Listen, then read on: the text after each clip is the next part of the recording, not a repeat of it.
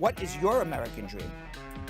My American dream is for everyone to walk around freely and comfortable and not being afraid to show who they are. My American dream is to help my people from my community. My American dream is for people to be aware of different cultures and traditions and to be respectful of each other, of all those differences, because America is actually built by immigrants. We are all immigrants in this country. My American dream is to continue doing what I'm doing and educating people about who we are as Mexicans, what we have to contribute to this country, and we are part of this country. Let's not forget that. My American dream is for everybody to know that I'm not a bad man, that I'm really capable to do a lot of stuff in the best way possible, always with love, with respect, and with that passion that is a characteristic of us Mexicans.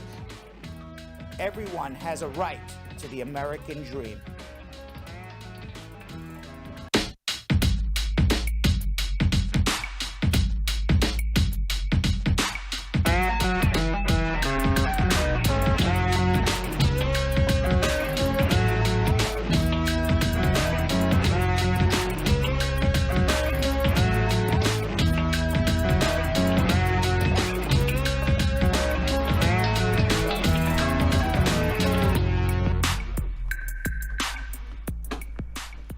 The last day of August 31st, 2021. Jonathan, Yo-Yo Elias. Yep.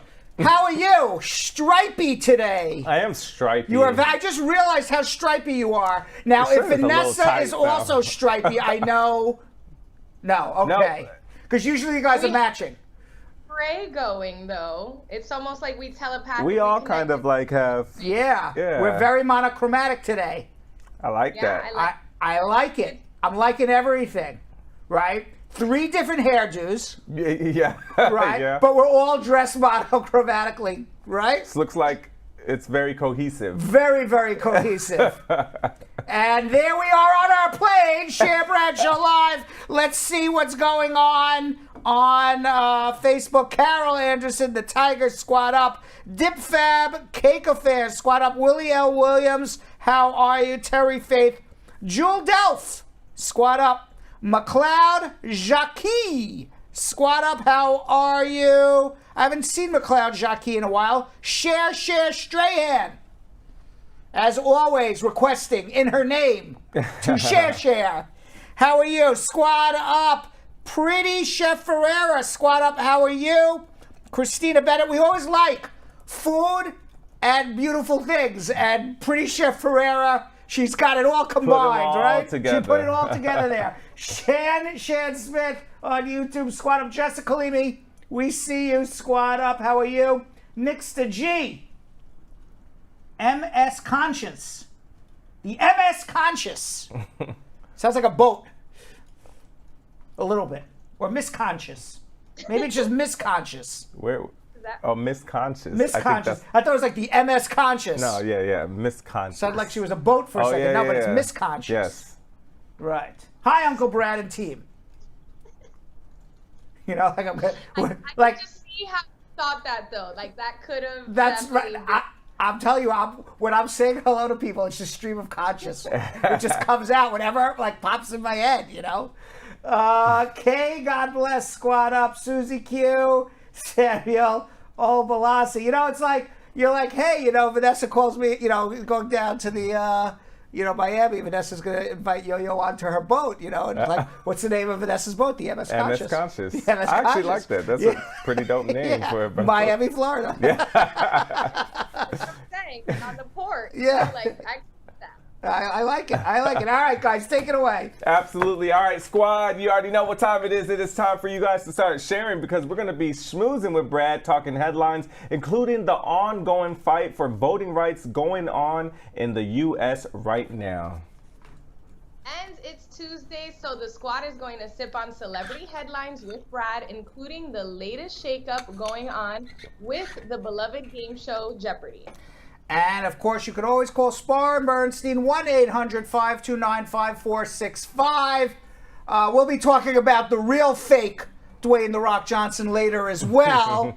But there is the cartoon fake Dwayne "The Rock" Johnson with a sign that says, call me with your immigrant. There, Nope, that's not. Those are real. Those are the real guys. Yeah, those are two real. Those are two real guys. Vin there. Diesel. Yes, those are two real guys there. Yes. But then there's a fake real guy too.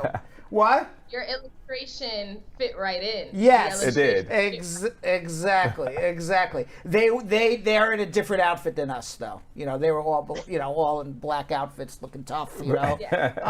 But you could also call 1-800-529-5465. That's the number to call to get on our show right now. So if you're a new viewer and you haven't watched this show before, call right now, 1-800-529-5465, because we only have a few open lines left. By the time I get into schmoozing, all the lines are locked already. Yeah, right? They're usually locked within 2 or 3 minutes of schmoozing. So here's like a fun fact.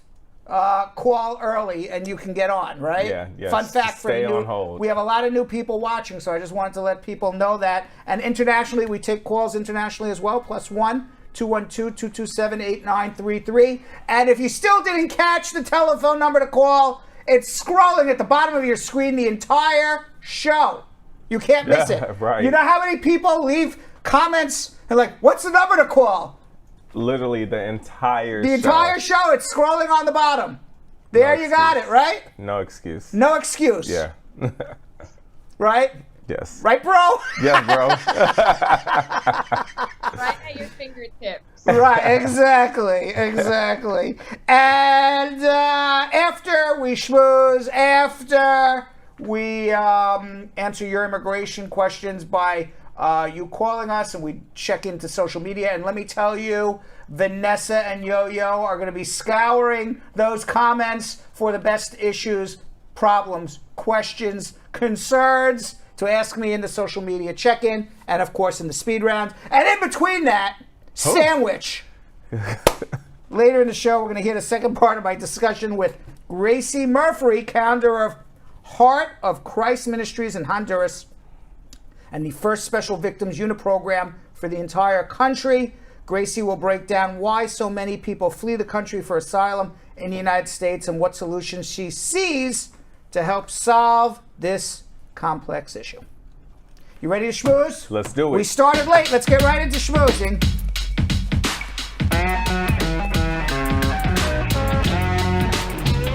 I want you to know, Vanessa, I am so happy I started hitting the gym the last month because these cards are getting heavier and heavier. I mean, I'm at the start of the show here, I've got at least 8 or 9 pounds of cards in front of me. Yeah, you could squat with those. I could start doing biceps, curls. One of these. Mm-hmm. I don't know what this is called.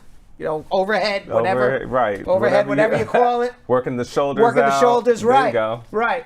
I could do rows. You're also working, your membrane, because you got to select the proper stories and articulate. Correct. Oh, this is true. Correct. This is true. Correct. It is a full workout. It's a full workout during a schmooze. Let me tell you something. You sit back and relax and just comment on what I have to say. Right. But I am telling you, I'm in a deep sweat by the time schmooze is over. That's why you have to stretch before. That is very true. All right. So President Joe Biden, he spoke to the United States of America and the world today on the end of the war in Afghanistan, a day after the last American military plane left the country, concluding the United States' longest war over 20 years, or almost 20 years since it began. Now, it's not a full 20 years because, remember, it started right after 9/11.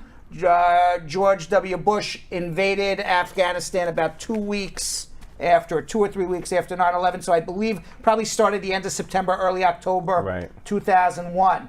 Now, Biden defended a decision that has drawn scrutiny for its execution. He said the real decision in Afghanistan was between leaving and escalating, framing his choice to withdraw troops as the only option. He said, and I'm quoting, "I was not going to extend this forever war, and I was not extending a forever exit." The U.S. withdrawal was rocked by the Taliban's unexpectedly swift takeover of the Afghanistan capital. Now, on Sunday, American forces carried out a deadly defensive strike targeting a suspected ISIS-K suicide bomber who posed as an imminent threat to the airport. The strike killed 9 members of one family. This was a day after a ISIS-K terrorist killed 13 American soldiers and killed over 100 Afghanis in a suicide bombing at the airport.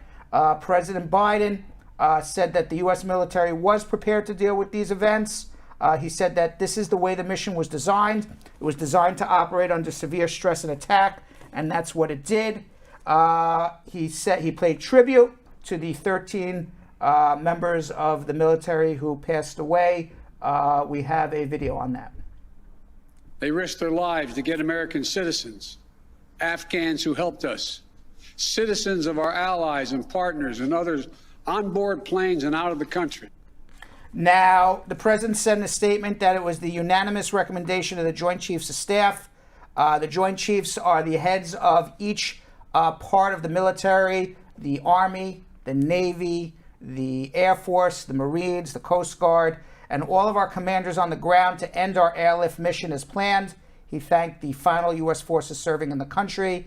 And yesterday, U.S. Central Command General Frank McKenzie said that more than 123,000 people were evacuated. The vast majority of them, 79,000, were evacuated by the United States in what McKenzie called the largest non-combat evacuation in United States military history. They evacuated 79,000 people in under, 2-3 weeks, I guess, right?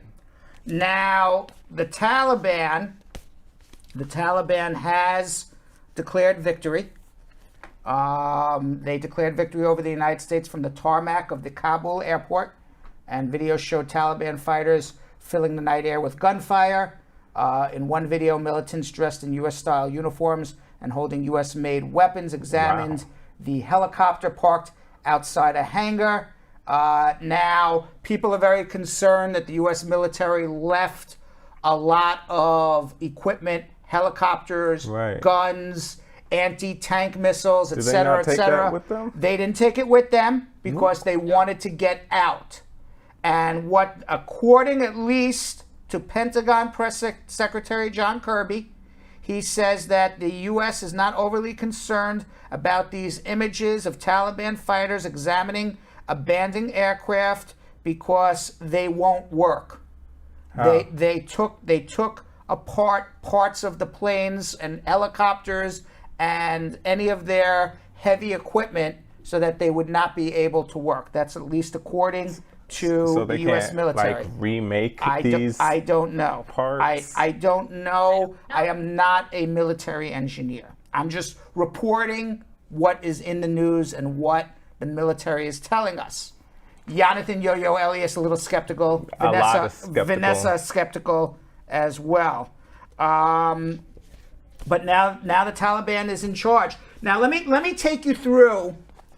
Let me take you through some statistics on what happened in Afghanistan in the last 20 years. Okay, the Taliban claims they won the war. Now, the U.S. military went in to stop terrorism and get Osama bin Laden. Depends on what is your definition of winning. Who is the winner of the war? If the definition is who outlasted who, well, the Taliban outlasted. The United States wasn't going to be there forever. So ultimately, somebody was going to take over. But the Taliban is still there 20 years after the United States invaded. The United States went in there to take the Taliban out. They're still there 20 years later.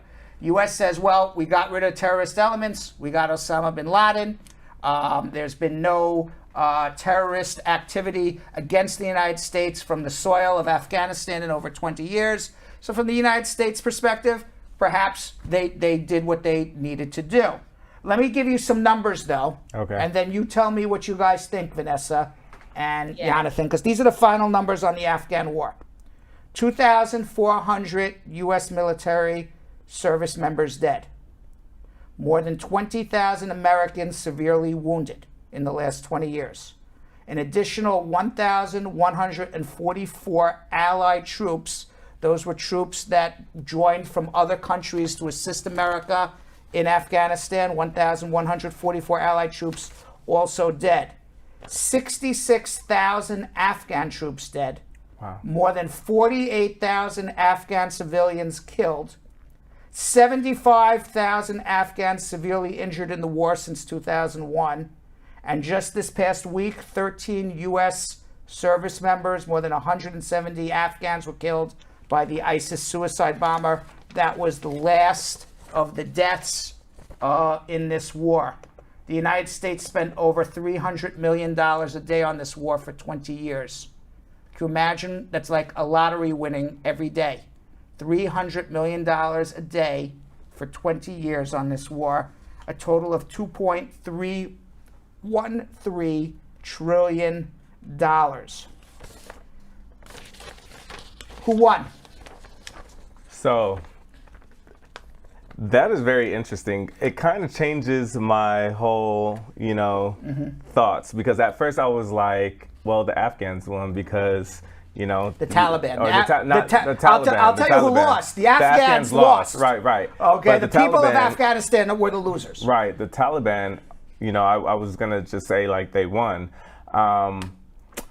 But with these, with these statistics, my thing is, what was the U.S. trying to do? Like, what was their end goal? There it goes. Right. And to me, it almost kind of like that phrase of you lost, or like, what was it? Like lost a battle but won the war type of thing, because like they lost a small conflict, like they lost a lot of their, soldiers. They lost Osama bin Laden, but at the end, they still got the country back. So at what cost?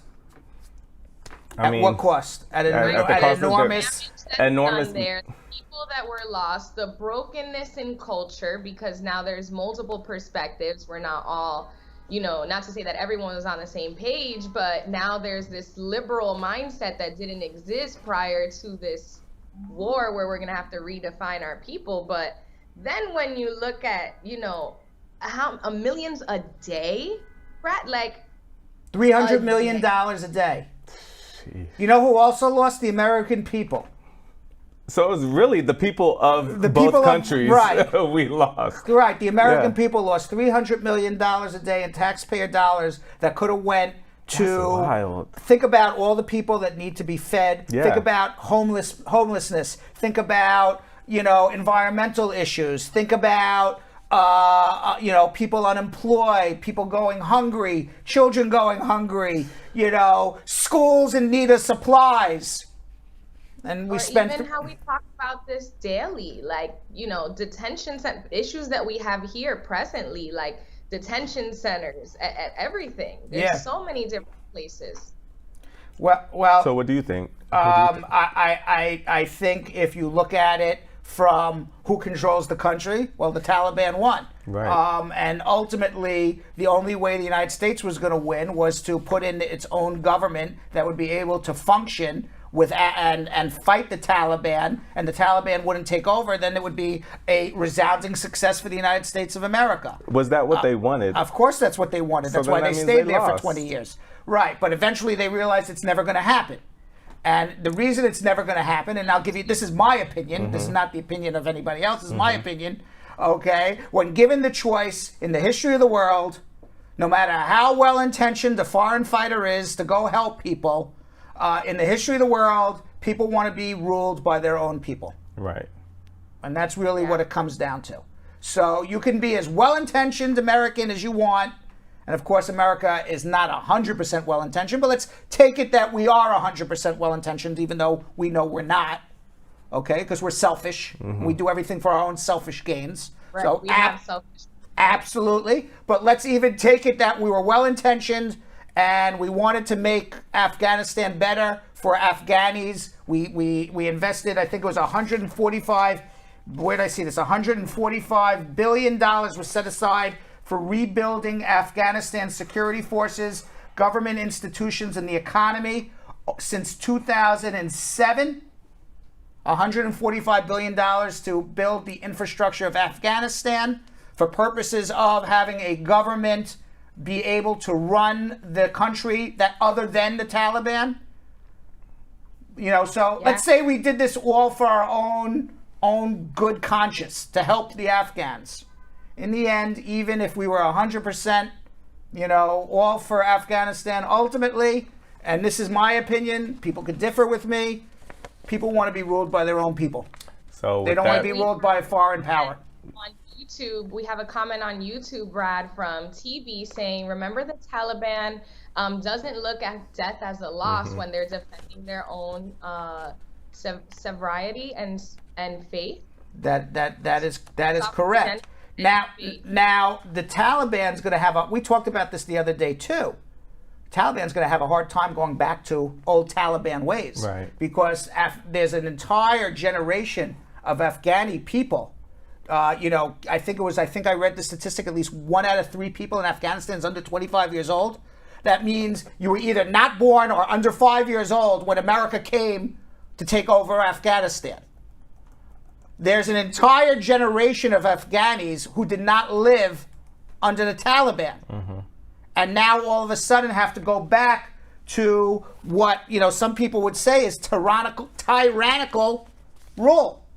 Like, for example, we don't know, did you see, Vanessa, the video of, now of the Taliban flying a helicopter? Yes. Okay. Right. I saw this. I meant to forward to you guys. And this was put out in the last 24 hours. And they have someone hanging from the helicopter, supposedly a collaborator with the American forces. Apparently, according to at least the news that came out originally with this video, this was a leftover Black Hawk helicopter that the Taliban obviously works and they know how to use, because the American military says, don't worry, they don't know how to fly a helicopter anyway, and it won't work. But apparently here it's working, and they went after somebody and allegedly hung them. But, with every news, there's let's take a look a little closer. And Jonathan and I were talking about this, and he did some sleuthing, and he has some information on this video. Yeah, so I was actually doing a lot more research, and there are different media sites that are saying wait, we don't know when this may have been taken. We don't know if he's actually hanging or grabbing onto a rope, because there's different images as well. So I got my master's at, you see, there's a bunch of different images that you see. So you don't even know, that could be just like a mannequin for all we know. Exactly. You don't know if that's even a human being. Right. So I got my master's at in mass communication and media studies at Howard University, and the one main thing they had taught us was that the news outlets, sometimes what they want you to know is what they're going to show you. So during the whole 9/11, they were showing a lot of images that were taken from years behind, but saying that this is what was going on today. So we just don't know. We don't know. We don't know what we're looking at there. Mm-hmm. Okay, the United States Central Command said they left 73 aircraft behind, and none of them worked. They were useless. And here we have a video of what is apparently an American helicopter and somebody hanging from it, but we don't know when and where this was taken, right. And we don't know who's hanging from it. And so say it is, taken from now, and they actually did. My goal is straightforward. Say that it is from today, and they actually were able to start flying it. Now you're going to have U.S. media outlets saying, "Oh no, this is fake," or "This is," because they don't want us to know that they made a mistake by leaving all their stuff there. So it's. And I'm going to tell you one other thing, by the way. Why do you think? Okay, because originally the pullout in Afghanistan, you won't read this anywhere. This is my opinion. Okay, the original pullout was supposed to be September 11th. Why do you think Biden was in such a rush that we had to be out by August 31st, before Labor Day? Why did we have to be out before Labor Day? Why couldn't we? We left. Apparently, there's 200 Americans still behind that didn't know that today was the last day. We've left equipment behind, helicopters behind.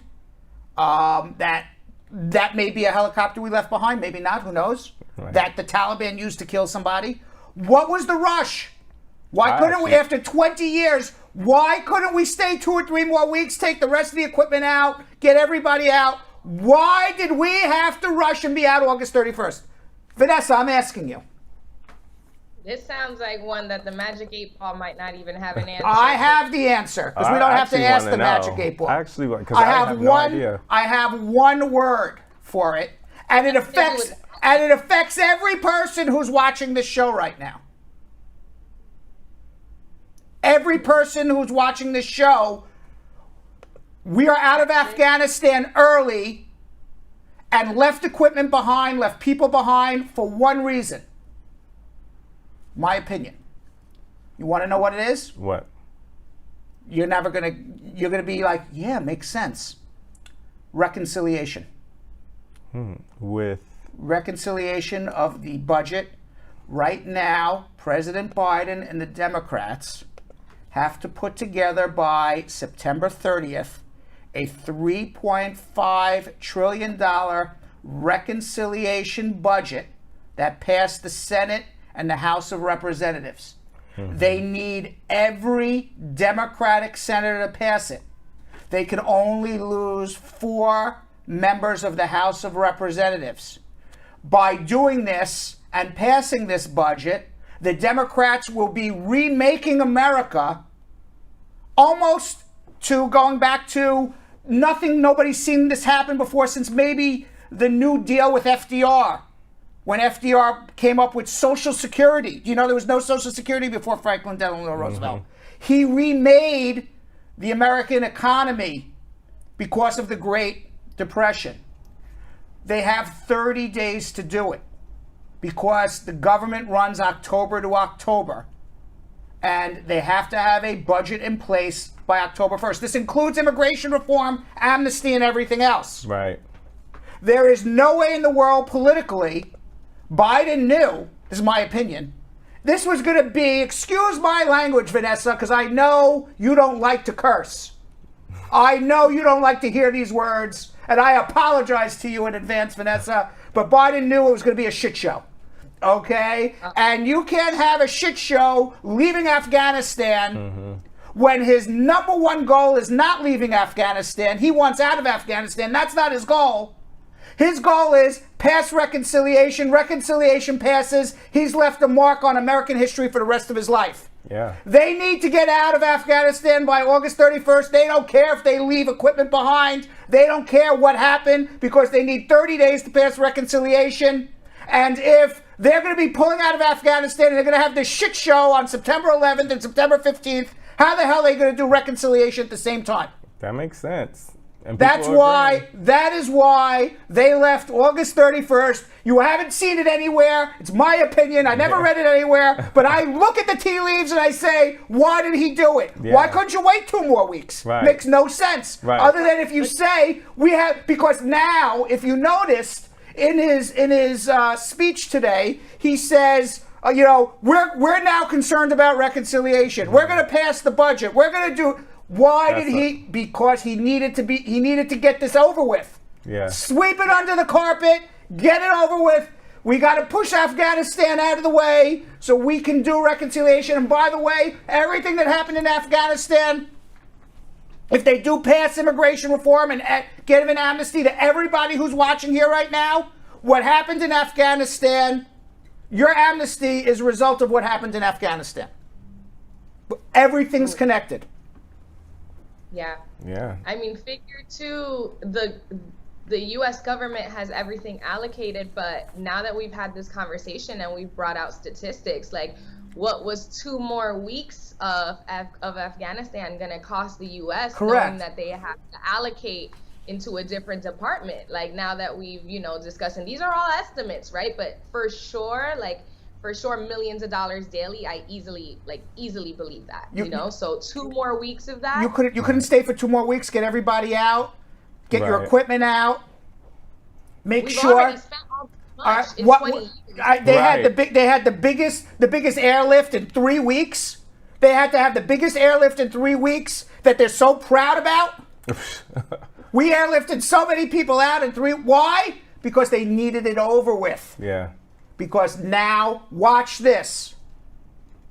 Okay? Everything is planned on a calendar. You know what happens this week when we leave Afghanistan? You know what this week is, Vanessa and Yo-Yo? It's Labor Day weekend. Yes. We know what Labor Day weekend means. It's everybody's on vacation, including Congress. So Congress is not debating reconciliation now. They're going to be back on Tuesday after Labor Day weekend. And you know what? They got out of Afghanistan. Afghanistan will be out of the news in a week. And now watch this on Tuesday. It's reconciliation, reconciliation, reconciliation. That's wild. It's wild, right? And people lost their lives for that. Yeah. Yeah, as if it wasn't a conversation for 20 years. Yeah. We have other topics to cover now. Now, we said we were going to talk about voting restrictions in Texas and everything else. Hurricanes are happening. There are voting restrictions. There are marches on Washington to get voters. You know, people in Washington, D.C. have no vote. Is that crazy in the American, democracy, that if you live in Washington, D.C., you have no vote? What happened to one vote, one man, one vote, one human being, one vote? You don't vote. You don't vote in Washington, D.C. You have no representation. You have nobody in Congress, nobody in the Senate.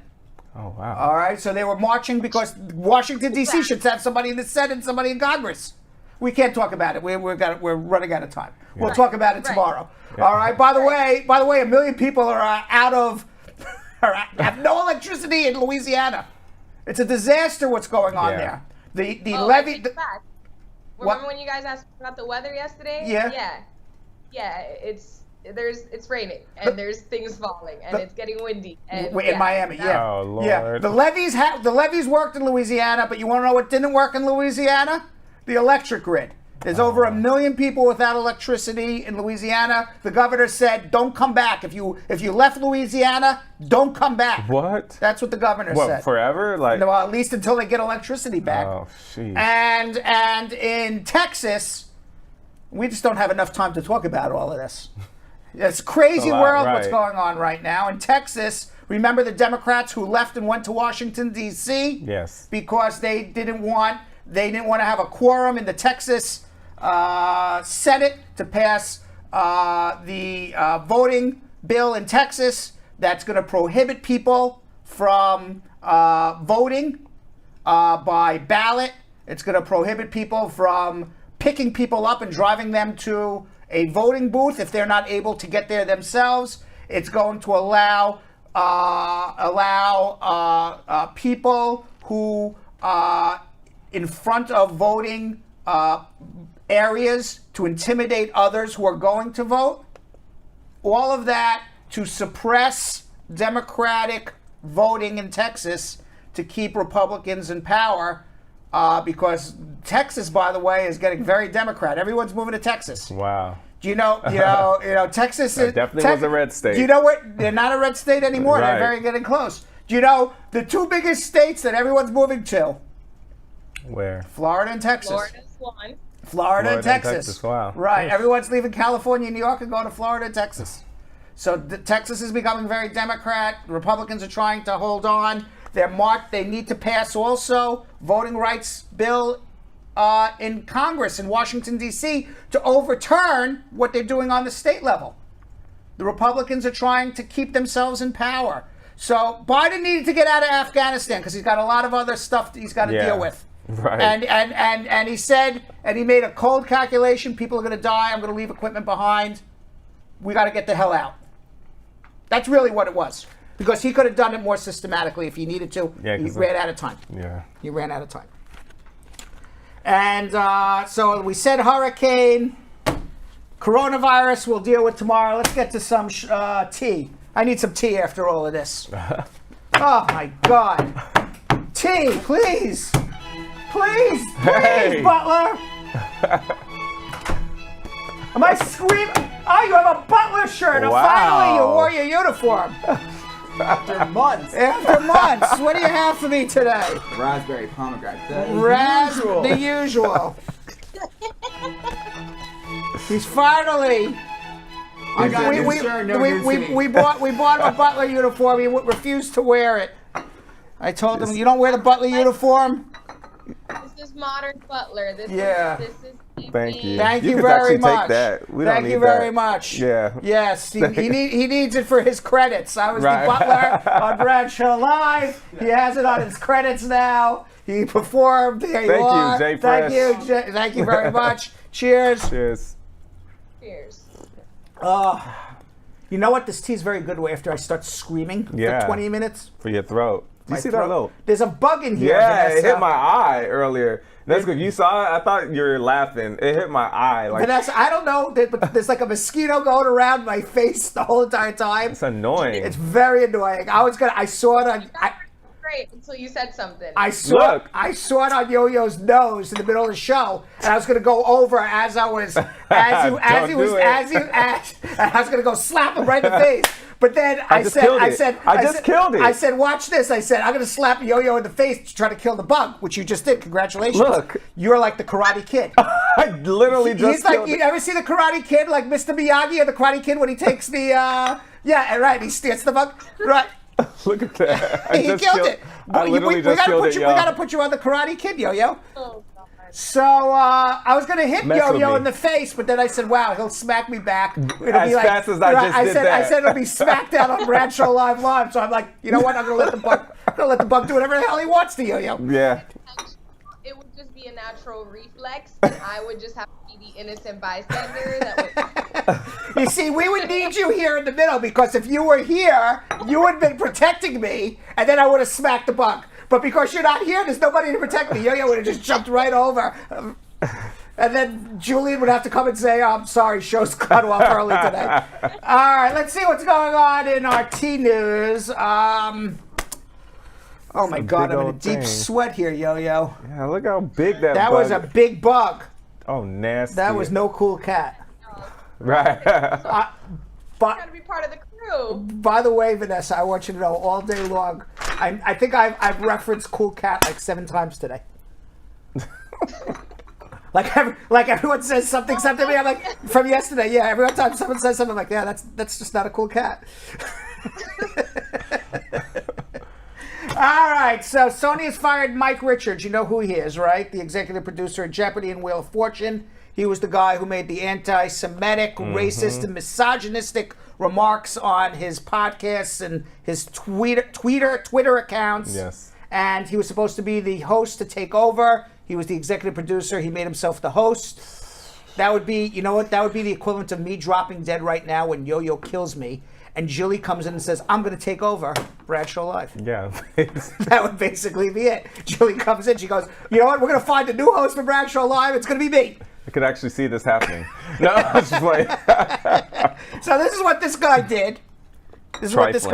But unfortunately, unlike me, he left a trail of racist, misogynistic, and anti-Semitic quotes and statements over his career, which was probably not the smartest thing. But who says racists and misogynists and anti-Semites are smart? Right? They're usually not. Right. So he's now been axed also as the executive producer. Good, because that was the question I had at first. Yeah, I like, was why is he still there? Yeah, is he going to still be there? Because Yeah. that wouldn't make any sense. So now, who's going to be the We don't host? know. We don't know. You already know who I want to be the Yo-Yo host. says Two people. Yo-Yo says LeVar Burton. Yes, and Blossom. I forget. You want Mayim. Blossom? Mayim and Mayim. I don't know how to say her name, but Blossom and Mayim Bialik. Mayim. Yeah, I think Sony should take a look at Bradshaw Live and pick amongst the 3 of us. That's what I think. All right? Come on. If I would lose the host to Jeopardy to one of you 2, I would be very happy. Same here, actually. Okay, I think Sony should be looking at the one of the 3 of us. No argument there. Anyway, folks. The daily double is pomegranate tea. Okay. It's pretty good. Pretty good, right? Yeah, it's pretty good. This is Jeopardy. I could do it. Let's hear yours, Yo-Yo. This is Jeopardy. You can do it too. I can do it. This Vanessa? is Jeopardy. You can do it too. All 3 of us can do All it better. 3 of us. All Way 3 of better us than can do Mark. it better, yes. What is Bradshaw Live? There you go. All right. What else is doing here? By the way, there's some sort of reaction online, and the reaction is, who did this? James Holhauser, who was a champion on Jeopardy. He posted something on, I guess, Twitter that says, "Ding dong, the witch is dead." We have that one? We have that? There he is. Yeah. All right.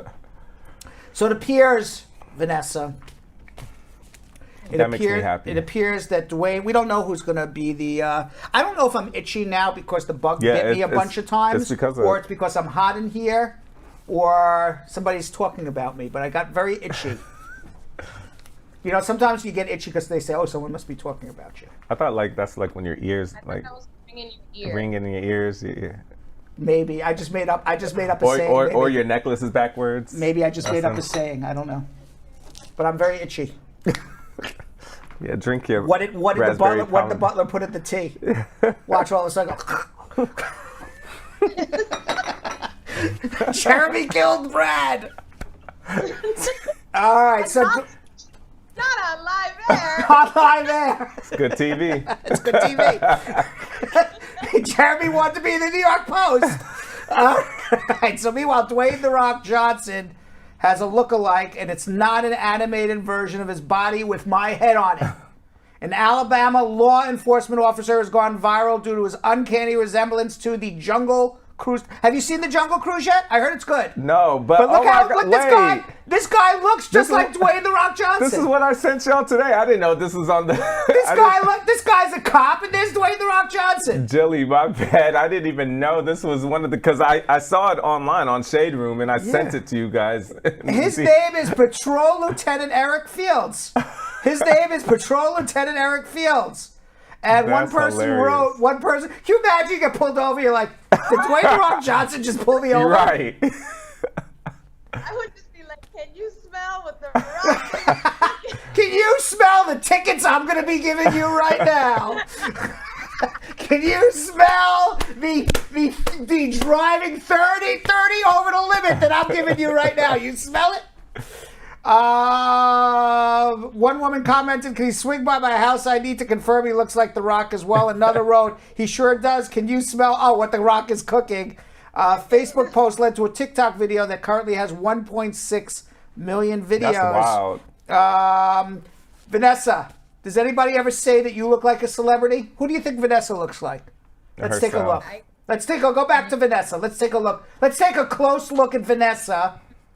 Who do you get? I've gotten, okay, I don't see this. I've been honored before, but I have gotten Alicia Keys once. That was like, I don't know where that came from. But maybe just because the hairdo. Maybe the hairdo, maybe.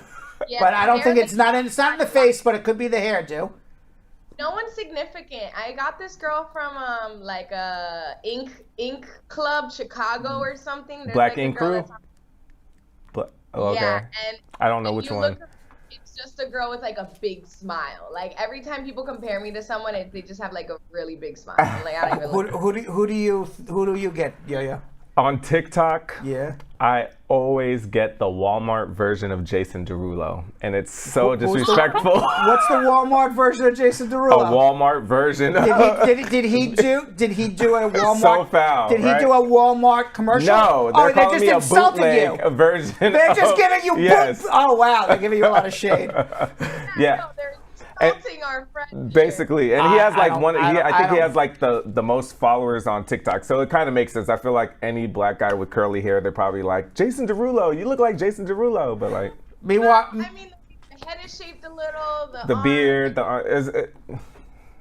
the Walmart version. Meanwhile, this cop, Patrol Lieutenant Eric Fields, told Alabama.com, "I've been called The Rock and Vin Diesel's love child. I go along with it. It's humorous. It's flattering. I guess it could be worse." Yeah, it could be worse. It could be worse. It could be worse. All right, and I got 3 stories left. They're all long, Vanessa. Do you want me to do story number 1, story number 2, or story number 3? Let's go with 2. 2.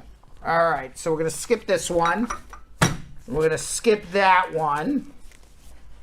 All right, fresh off of collecting her 11th Olympic medal at the Tokyo Olympics and in turn becoming the most decorated American track and field athlete of all time, Allison Felix. I didn't know going into the Olympics that she was going to become the most decorated. Did you know that? No. No, it just like all of a sudden it just popped up. Mm-hmm. That she made an appearance Monday night on Jimmy Kimmel Live to discuss her experience in Tokyo. But instead of, I want you to know something. I have a lot of respect for this. Instead of focusing on her, the 35-year-old took most of her time to send love to embattled American sprinter Sha'Carri Richardson, who did not compete because of the failed she don't deserve drug it. test. She don't deserve it. Why? I don't like her. And I want all the Jamaicans to Why don't you comment. like her? I want all the Jamaicans to comment in the Why comment don't you section. like her? Because one, she is not humble. Two, Who? Sha'Carri. Really? She's not humble. She is rude, disrespectful. And her tweet after this legend of an Olympian had was out there like trying to support her. Her tweet after. Look at what her tweet was after. I don't care whether you like her or not. What Read business? her tweet. I don't care. Read it. What business? What business does the Olympics have doing drug tests for marijuana? Has absolutely no bearing. That's the rules. But it has It's the rules. It has no bearing. It's the rules. It has no bearing on performance. It doesn't matter, but it doesn't.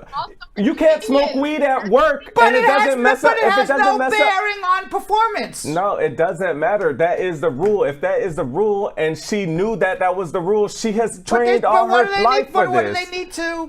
There's some people who say that people should be allowed to dope and do whatever they want. Let's see how fast people can run and how high they can jump.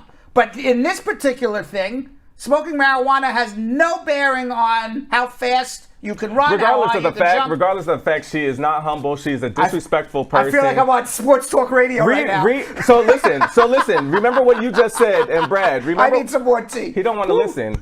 He doesn't want to listen. I'm listening. Listen. What you had just said. You have so much respect for that Olympian that came out and wasn't even speaking about herself. She was mostly see what Sha'Carri said about her after.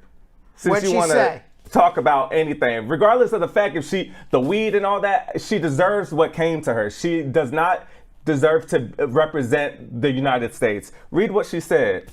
Where did she say? Let's read what she said. I'll find it. Number 8. So she said. Now, after getting the praise from Felix, instead of expressing gratitude, Sha'Carri Richardson took to her Instagram story to deliver some shade. She wrote, "Encouraging words on TV shows are just as real as nothing at all."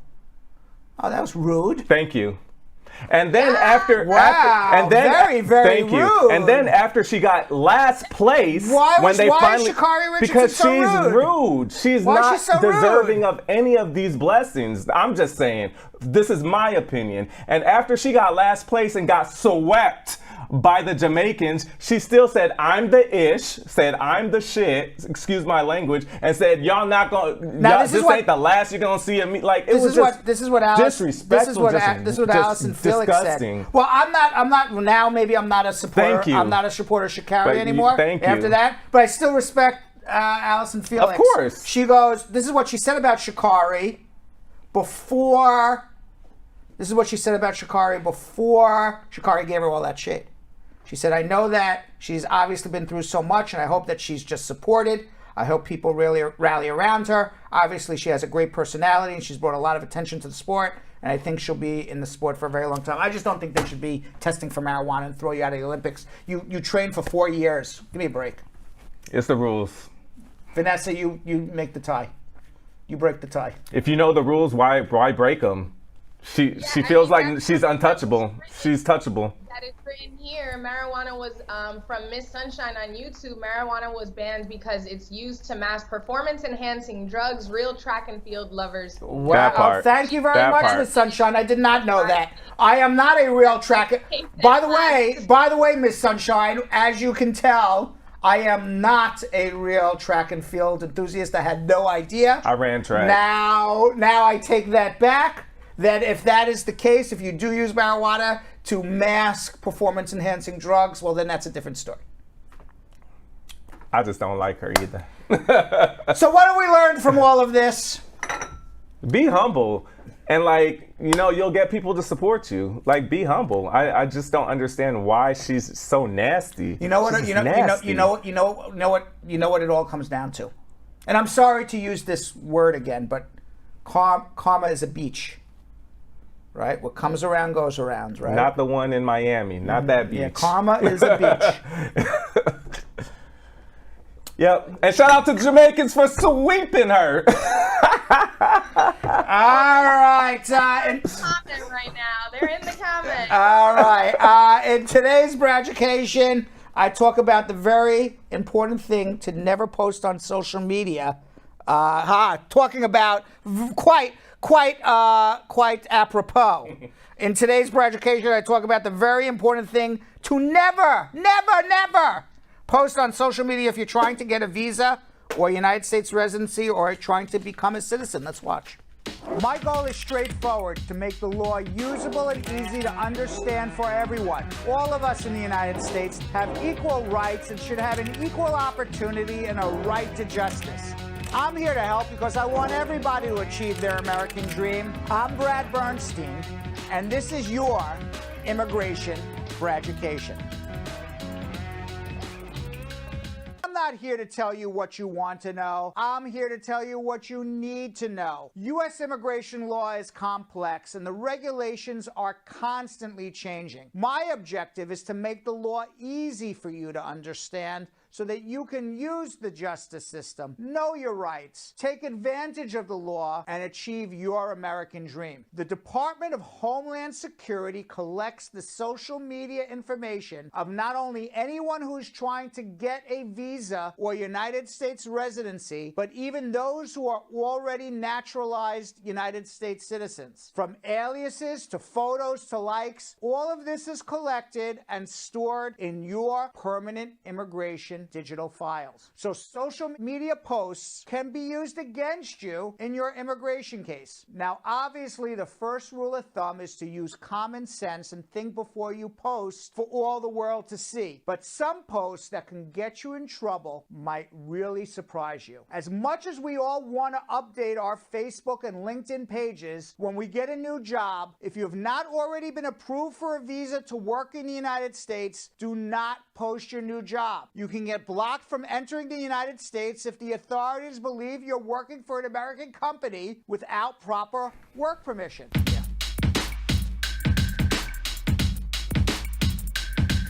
All right, so we're going to go to your immigration questions and answers now. By the way, the good news, Vanessa, before we go there, Vanessa. I'm here. The good news is Jilly came in and she says to me, "Don't worry, Brad, I won't kill you. I still have to brush up on immigration law before I take over." So we have Brad for a while. So at least we know that I'm safe for a little bit. Let's go to you're happy about that, right? Let's go to immigration questions and answers.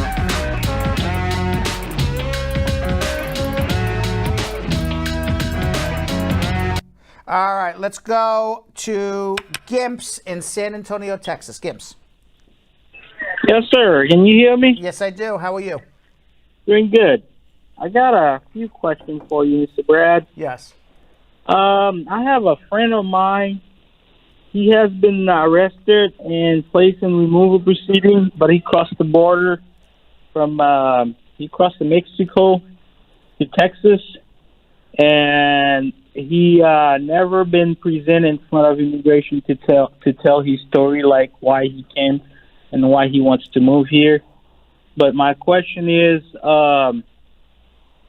he wants to know if he can apply for a work permit.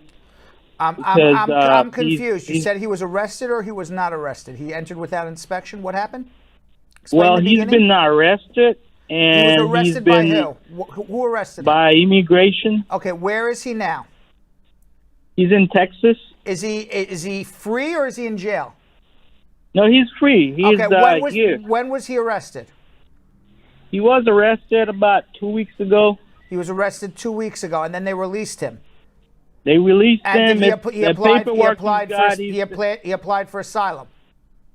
Not yet. That's what I'm asking. When can he apply? Because the paperwork they give him, it says order of release on recognizance. He needs to apply for asylum, but he's not eligible for a work permit after he files his asylum for 1 year. He's not eligible for work permit until when? 1 year after filing for asylum. Oh. So he has to just hang. And now he had a court date on January 20. What he needs to do is he needs to convince a judge that he is a member of a group who is being persecuted in his home country. That's what he needs, and then he would be granted asylum, and then he could obviously apply for a work permit. So he can't apply for anything He can apply right now for a work permit either until his asylum is granted, or the asylum is pending more than 1 year. So he can't apply for anything right now until his court. Correct, and he's granted asylum, or it's pending 1 year. That's the law. Okay, so he needs to wait and after his court date. So after that, whatever they decide, he can. Correct. Okay. All right. Good luck. Oh, thank you. All right. Let's go to Damien in Philadelphia. Damien. Good evening, Mr. Brad. How you doing? I'm good. Well, I come from Guyana, like 5 months now, and on a K1 visa, fiancé visa. Great. And I had to get married. You did get married, or you did not?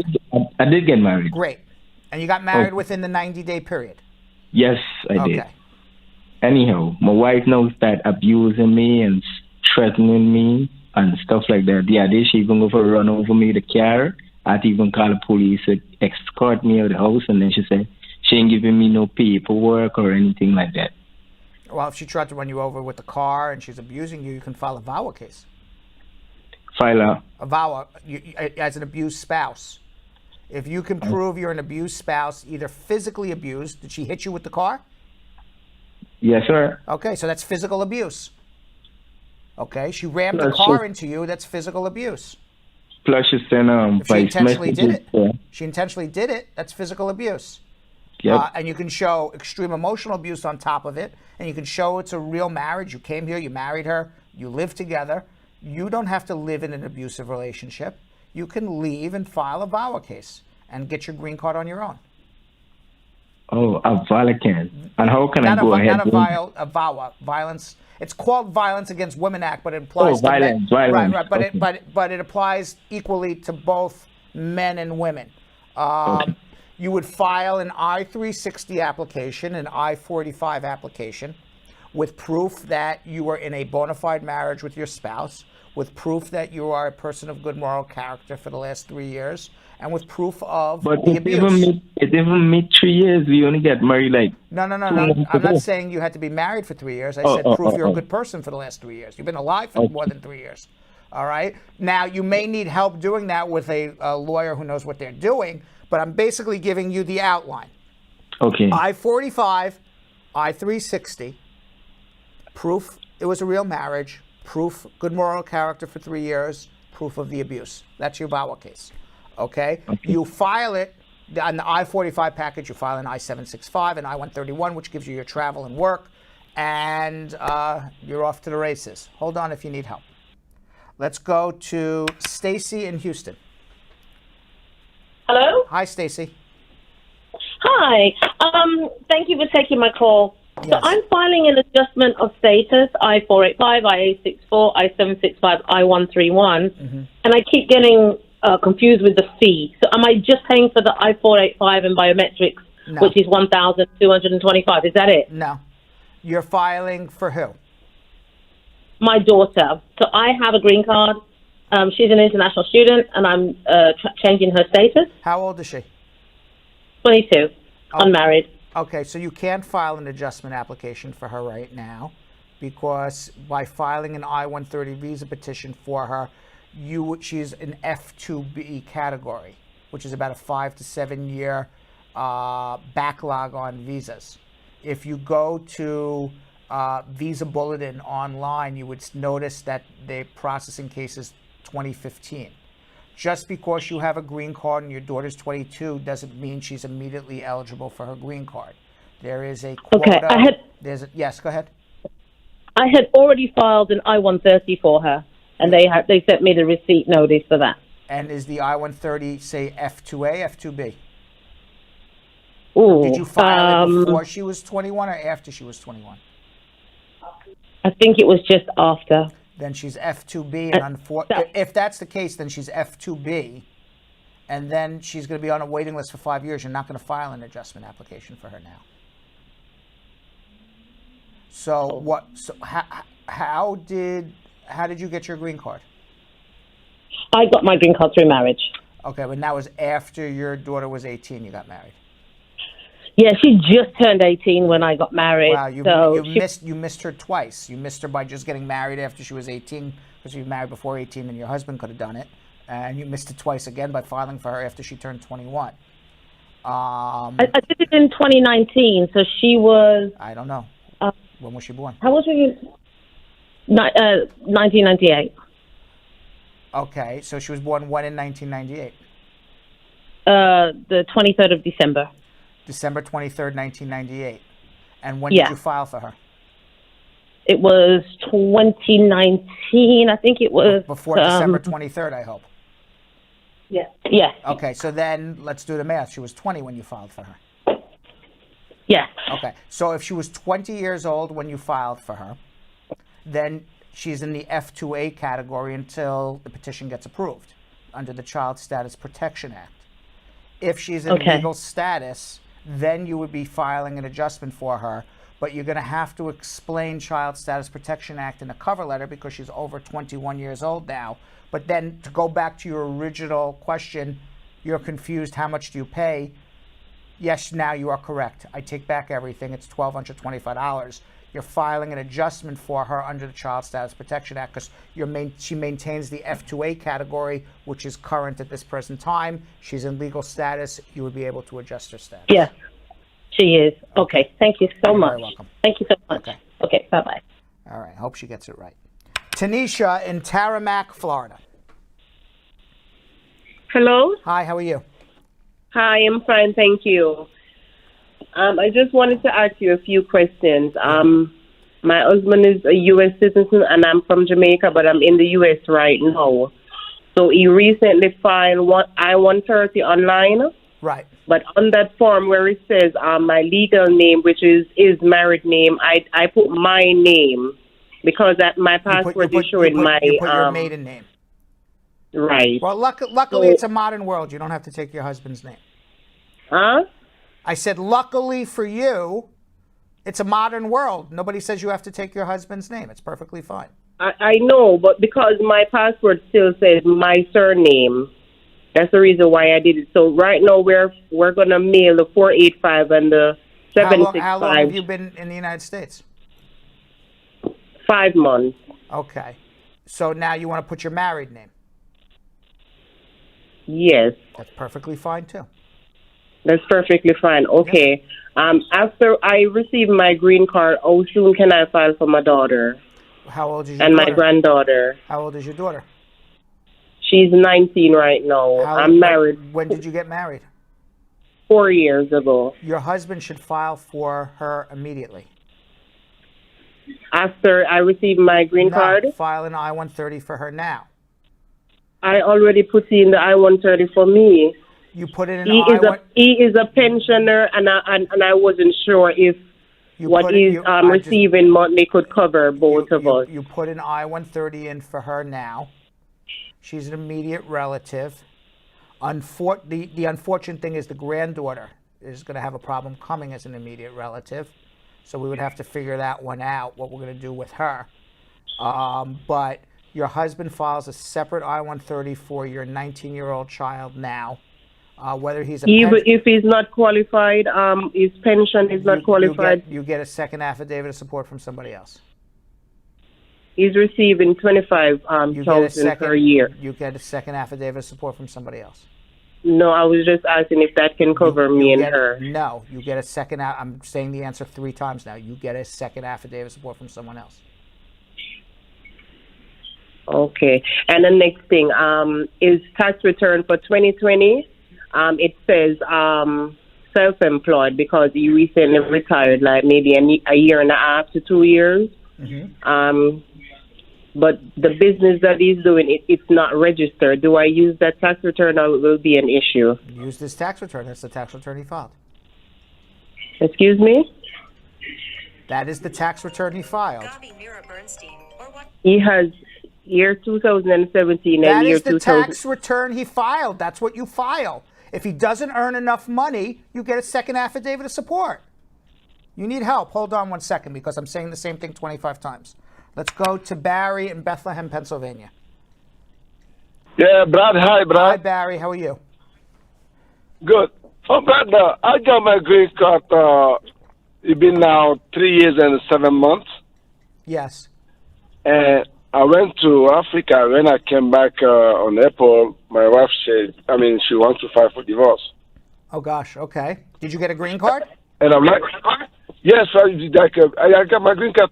I've been eligible since January 30, but I was not here. I was in Africa. But when I came back, then That's she fine. told So me, you have your green card. She wants a divorce, then get divorced. What can you do? But I'd like to know now because I have my green card now being like 3 years or 7 months. Right. I'd like to know, even though now she wants to file for divorce, I'm eligible to file my citizenship. No, you'll have to wait another year and 3 years, 7 months. You're going to wait another year and 2 months. So I cannot file right now. No, you're going to file 90 days before your 5-year anniversary.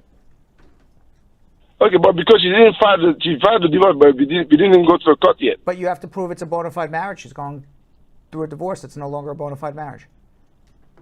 Okay, because that's something because we have the house together and But we have daughter. She went to college. She's terminating the marriage. You're no longer in a bona fide marriage.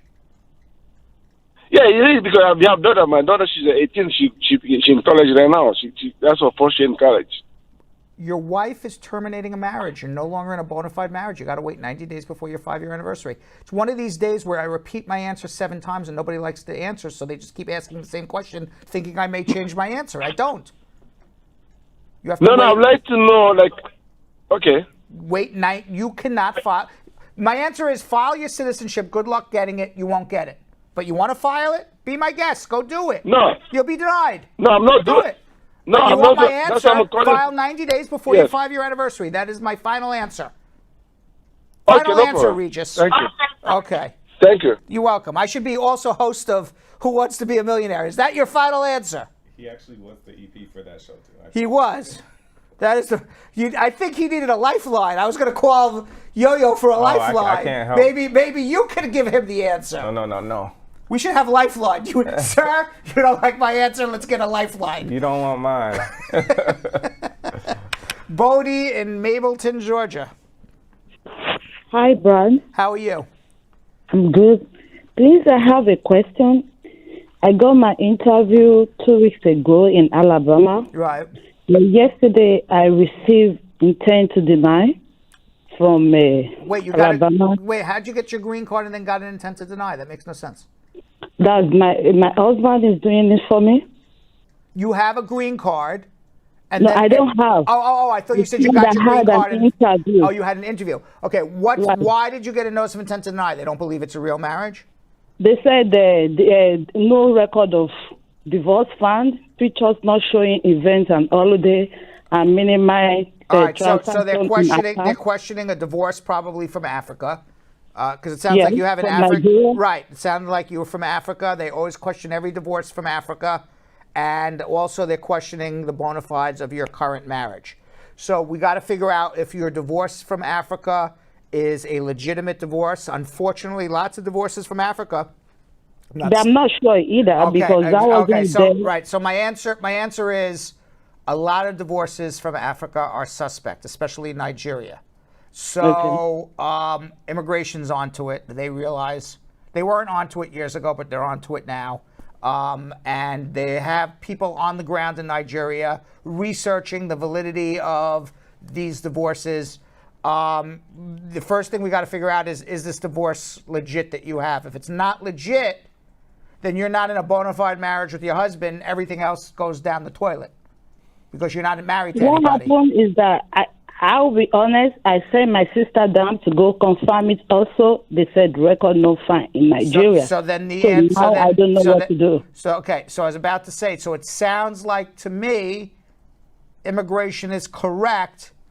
Your divorce from Nigeria is not a filed divorce, and if it's not a filed divorce in the courthouse, then you're not divorced from your husband in Nigeria, which means that you're in a bigamous marriage here in the United States of America. So the marriage that you're trying to get your green card through is a void marriage. It's not a real marriage. You can't be married to two men at the same time.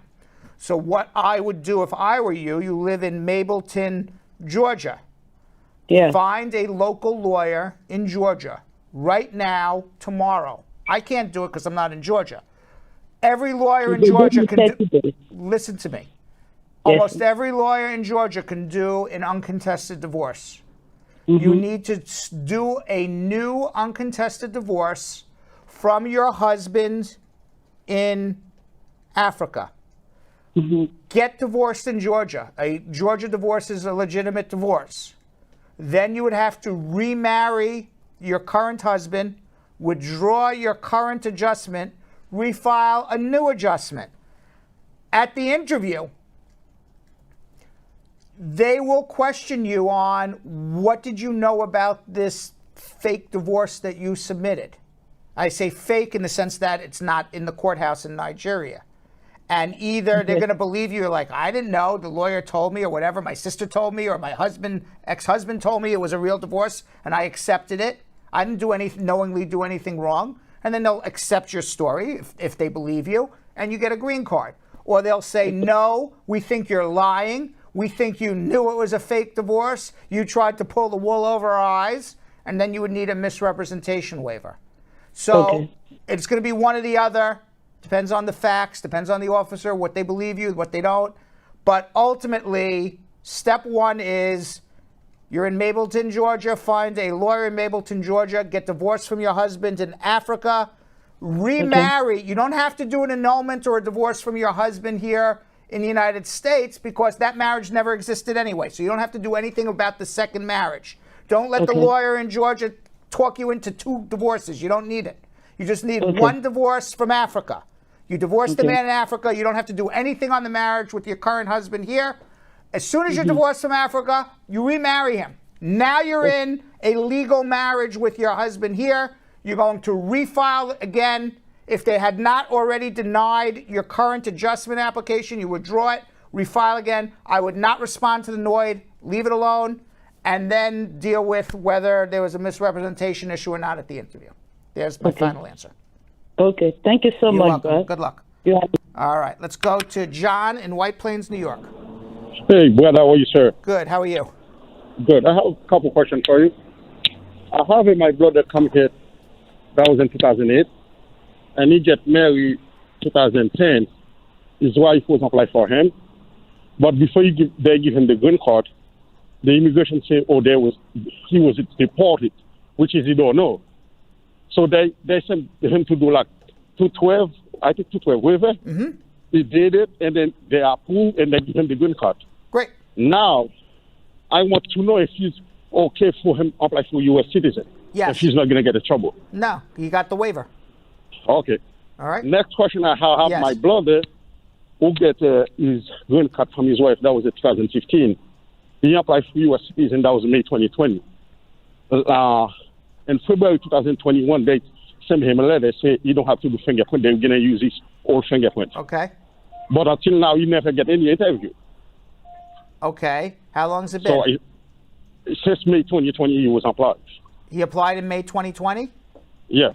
All right. Well, I would wait until the end of the year. If he still doesn't have an interview by the end of the year, have him... You're talking about December, right? Correct. Have him contact me about a mandamus. Okay, so you say by December, Correct. The end of December. Right. All right. Thank you, sir. You're welcome. All right. Let's go to Mohammed in Richmond. Hello. Hi, Mohammed. Hi, bro. How you doing? Good. What's going on? Great show, brother. Great show. Thank you. So basically, I just want to ask one question. I don't want to repeat myself. Okay. Is it something common that ICE can take your passport away from you? Yeah. Okay. So me and my girlfriend, we got stopped by the sheriff department. Where? Okay. In Wisconsin. Okay. And why? Okay. What is your status? We both have 10 years green card. Okay. So what's the problem? Why did the sheriff stop you? Basically, they said the area we were in, it was like bad area. They thought we have drugs and guns. So they just pulled you over for no reason? Yes. Sounds pretty illegal to me so far. What happened next? I hope you have a good criminal defense Ask me attorney. a question. They can't pull you over because you're in a bad neighborhood and you look like you're a guy with drugs. It's not a reason. That's what they told me. So the officer told me, he said, whatever happens on this case based on what you just told me right now should be thrown out. But let's continue anyway. yes. So one of the officers, he told me, my girlfriend was in the car. One officer was questioning her, and the other officer, he told me, like, hey, you're not under arrest or anything, but this is a bad area. We just check in on you to see if there's a drugs all of that's illegal. Okay, continue. Okay, so basically he asked me, and I was dumb at that moment. He asked me, do you mind if we search the car? I said, yeah, go ahead. You should be watching my education videos. But continue. Yeah, man, I did a mistake. Yes. So basically, they start searching the car. What they find? And then they brought my girlfriend outside, and then all of a sudden, the other officer, he came and he asked my girlfriend, hey, what's up with all that cash we found in the car? Uh-huh. Okay, so my girlfriend is from India. Okay. Mohammed, what I would suggest now, do you have a pending criminal case right now? So, Do you have a pending criminal case right now? there is nothing. We were released. Okay, because what I would suggest is because I don't want you to recount what happened because everything you say can be used against you because this is not an attorney-client privileged conversation because there's too many people listening. So I don't want you to say something that you would regret. I think you need a private consultation with me. So hold on one second, okay? Okay. All right. Let's go to Philip in Riverside, California. Hi, Brad. How you doing? Hi, Philip. Hey, so my situation is that I got 2-year green card with my wife, through my wife currently, and about in a year we need to file another one for the 10-year one. Mm-hmm. But we live together, everything's okay, we have a kid together. But sometimes when we get in an argument, my wife, she starts, saying that she's not going to file for a 10-year green card, and I'm not going to be able to adjust, for another, for another green card and stuff. Right. So I was wondering, everything's good right now, but what happens if she pulls this stuff in the future? What if situation comes? Right. What if situation comes? But it's going to be 3 months before. So you have 4 ways to get your permanent green card. Only one way is with your wife. There's 3 ways you can do it on your own. Okay. So the one way with your wife is you and your wife sign a paper together. It's a real marriage. You live together. You got your kid together. It's a bona fide marriage. Here's my taxes, my bank account, where we live. Here are pictures. We're all happy-pappy. And you file a joint application. Okay. She doesn't want to sign it. There's 3 other ways you can go, all on your own. Okay. You can file on your own and do a divorce. You divorce her. It was a real marriage. She doesn't want to help me. I'm tired of this BS. I'm getting a divorce. You have proof it's a real marriage. Your proof is your kid. Okay? Nobody enters into a business marriage and has children. Okay? Yeah, exactly. You can, if there's physical abuse, you can file on your own without getting a divorce and show the physical abuse. Or you can show that you have some sort of medical condition and it was a real marriage and you can't get medical treatment back home. Any one of those 3 options, most people end up doing the divorce. That's the easiest of the 3. And the thing is, like, what if we just, everything's fine now, like I said. So what if the situation happens in the timeline that even if I want a divorce, it's going to take 6-7 months for divorce, and the interview will be, or like, can I still file? Yes, because you just have to file with proof that a divorce is pending. The divorce has to be completed by the interview, and the interviews take 18 months. Okay. So, by the time, so I can still file. Right. So in other words, we're ready to file. She won't sign it. You file a divorce. Here's proof the divorce started. By the time your interview's in 18 months, you'll be divorced. Oh, okay. All right. All I right. appreciate it. Okay. Thank you very much. Okay. Let's go to Christina in Houston. Hi there. Hi, how are you? I'm good. How are you? Good. What's going on? Good. So I'm a citizen. My husband and I have an approved I-130. Right. But he also has a asylum case pending in the Orlando court. We worked with an attorney and submitted a request to terminate the asylum, I guess via prosecutorial discretion. Do you know, like, how long that process takes? Pretty long time. What you have the asylum. When is the next master calendar? We actually don't have because of COVID, the last one was canceled, and they have not rescheduled our court date yet. Okay. For master hearing. You have an approved I-130 already. You went through the bona fide marriage. Yes. Okay. One of the things. All right. First of all, you can't terminate the case for prosecutorial discretion. You still have to adjust your status before a judge. So getting prosecutorial discretion and making a motion is not furthering your case in any way, shape, or form. Prosecutorial discretion is just taking your case off the court calendar and never scheduling another court date. But you want a court date. You want the actual opposite of what your lawyer is doing. You want a court date so you can finish your case and adjust your status. Now, if the courts are closed, one of the things that you can do now is your lawyer can call up the trial attorneys and ask them to join in a motion to do everything on the paperwork, meaning that this is a straightforward case. We want to waive an appearance to have a testimony in court. The I-130 is already approved. I've shown it to an approved marriage. Here's an affidavit of support. There's no other issues. Let's just join in and make a motion to the judge to grant the green card without having another hearing. That's the motion that has to be made. Okay. All right. We'll do that. And then my second question is, so my husband has a son from a previous relationship who lives in Colombia, and we would like to bring him to the United States to live with us. How old is he? How would we start that process? How old is he? He's 10. You would file an I-130 for him as a stepmother. Okay.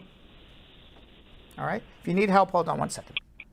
All right. And by the way, if you didn't get your immigration questions answered by me, you can always follow me on Instagram at Bradshaw Live. You follow me on Instagram at Bradshaw Live. You can drop me a DM. I'll try to answer your question as best as I can. I do it. Usually I answer the questions. Sometimes I say you need a consultation, but for the most part, I answer the questions. You could also follow us at Bradshaw Live. You don't like 2 hours of me, Yo-Yo, and Vanessa. I don't know why you wouldn't, but if you don't, but you do like 30 seconds of us, best place to check us out, Bradshaw Live on Instagram. And of course, our fastest growing social media by far. I think in the last 24 hours, we gained like over 500 followers, right? Yep. Something like that. On TikTok. You want to know why? Because you leave a question on TikTok and you get a video answer by me. It's amazing. It's amazing, right? Yes, yes. And so follow us on TikTok at Bradshaw Live and Yo-Yo and Vanessa. Yep, you guys can follow me at Jonathan Elias TV on Instagram. And you guys can find me at Vanessa.Contreras TV. And of course, after social media check-in, later in the show, we're going to hear the second part of my conversation with Gracie Murphree, the founder of Heart of Christ Ministries in Honduras. Gracie runs Honduras' first Special Victims Unit program, which has one of the highest femicide rates in the world. Gracie explains why people continue to flee the country, risking the dangerous trek to the United States to seek asylum, and what she sees as solutions to the problem. And now in today's Attorney Close-Up, Spar and Bernstein partner and personal injury attorney David Levy explains what you should do if you're involved in an accident.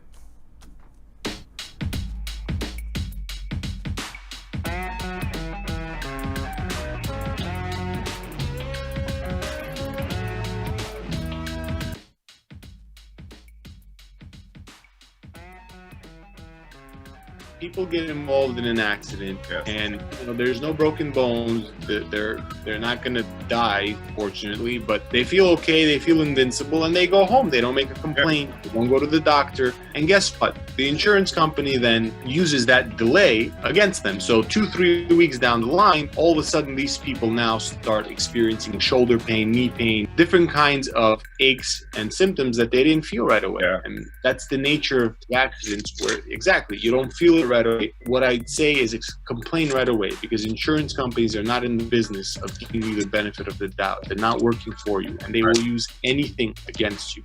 So it's always great to document your claims right away, make all your complaints immediately, so that if and when your symptoms do get worse down the line, you're not going to have an insurance company saying, well, this has nothing to do with the accident.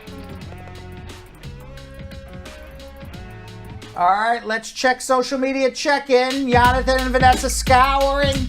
SCOWERING. Did I spell it right? I'm a terrible speller. What do you think, Vanessa? Did I get it was I even close? No. Jilly says no. Yeah. But I'm a really bad speller. Yeah, I'm a big autocorrect. In elementary school, like when they would always put you like in the beginner part, I was always in beginner for penmanship and spelling. I couldn't write. I had bad penmanship, and I couldn't spell anything. Oh, well, it's okay. Now but look at me now. I'm a genius when it comes to immigration rules and regulations, right? There you go. We just needed you to read. How do you spell it, Julie's telling me how you spell it. Scour is what? SCOUR. I would lose the spelling bee in the first round. Those 10-year-olds are doing those long. I'd lose it in 2 seconds. All right, let's go. All right, first one comes from Sasha Everbless, Laidlaw, Brad Squad VIP member. What's the current priority date for unmarried children over 21 years old? The current priority date? Yes. Why type that question when you could ask Google? Right? Yeah. You can just go to Google, right? Visa Bulletin, and travel.state shows up, and it says September 2021, and for September 21, F2B is September 22nd, 2015, meaning those are the final dates, meaning that you have to have a date before September 22nd, 2015 to have a green card issued.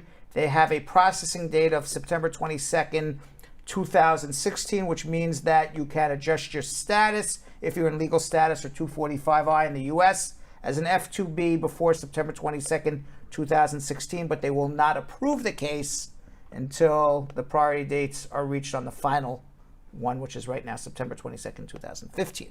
All right. All right. Okay, Anna Lee Parker, Brad Squad VIP member. This September is going to be 2 years since I married a U.S. citizen. This coming November will be 1 year since I responded to an RFB and NOID from USCIS about an Adam Walsh Act case. Is there anything I can do? Can I call, write, or email, find out what's happening, or do I have to wait on them because of the Adam Walsh Act? Well, you're waiting on them because of the Adam Walsh Act, but you could always threaten a mandamus. Okay, Tico Zivzivadzi. Zivzivadzi. There you go. Not just Zavadzi. Zivzivadzi. No, Zivzivadzi. Okay, Tico. Yes, Tico. Brad Squad VIP member. Does the fact that USCIS does not recognize foreign divorce mean that if my ex-husband wins an asylum case, I will get status too? We applied for asylum when we were still married. The answer is they do recognize foreign divorces. They only don't recognize foreign divorces that are fake. Legitimate civil foreign divorces they recognize. If you are divorced before your husband is granted asylum, there's nothing you can do. If you get divorced after your husband is granted asylum, then you can file your own asylum claim as long as you're from the same country. It will almost always be granted. Samuel Ola BC High on YouTube. I want to file my 10 years. I came to America through an immigrant visa. What forms do I need to send to USCIS? I-751. Okay, Daryl Winneba on YouTube. Can I apply for a change of status from B1 or B2 to F1? And when it's pending, can I apply for adjustment of status for a green card through marriage? Yes, as long as you don't do it all simultaneously, because you can't change status to a student visa and adjust simultaneously. Changing to a student visa shows a non-immigrant intent, which means you're saying to the government, at the end of my studies, I'm leaving. So if you turn around the next day after you file for a change of status to student that says I'm leaving, and then say, oh, by the way, 24 hours later, I'm getting my green card, they're going to say you lied on the student visa application. So you have to wait at least 90 days after it's filed, even if not yet approved, before you then file the adjustment. Frank Mabech on YouTube. Can I travel to Puerto Rico with my driver's license? I have a pending asylum case. Yes. Andrea Wilson on Facebook. My husband submitted all my immigration forms except my I-864 and got an RFE to send it in. He has his own company and works for himself. Does he have to submit a W-2 as well as his tax return? No, just his tax returns and a letter that he's self-employed. Amain Fadi on YouTube. I overstayed my visa. I work in food delivery and pay taxes using a tax ID. Can I be considered an essential worker if the bill passes? I have no idea. Let's see if the bill passes. Dalen Jack on YouTube. I've been documentarily qualified for over 1 year now. The last update from NVC is that they'll schedule an interview in 60 days, but it has been over 120 days since the last update. What can I do at this point? What country is this? Does not say. Contact the NVC, but I don't know what country it is, because it's always country specific because of what's going on with COVID. Like, for example, I saw, I'm sorry, just because I saw a bunch of questions in the comment that people in Jamaica are waiting and waiting and waiting. The U.S. Embassy in Jamaica, they emailed us and said as of September 8th, they're closed again. So anybody with an appointment after September 8th is getting rescheduled.